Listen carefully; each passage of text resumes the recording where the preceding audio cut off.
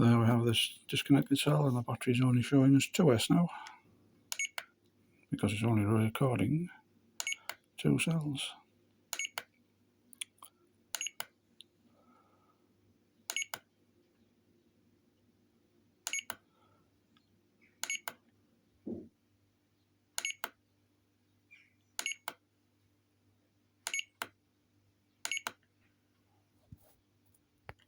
Right, quick solder job on that right hand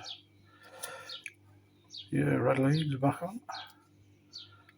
Just put it on the meter, test it, and then tape it up. Right, back on the meter. Got a 3-cell pack again on the meter.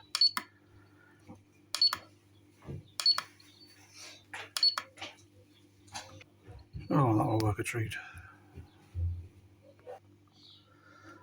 All taped up and ready for some use again. Right, one thing I don't do is I don't pull that lead, balance lead, out of the charger using those wires. That's wrong. I always pull mine out using the plug.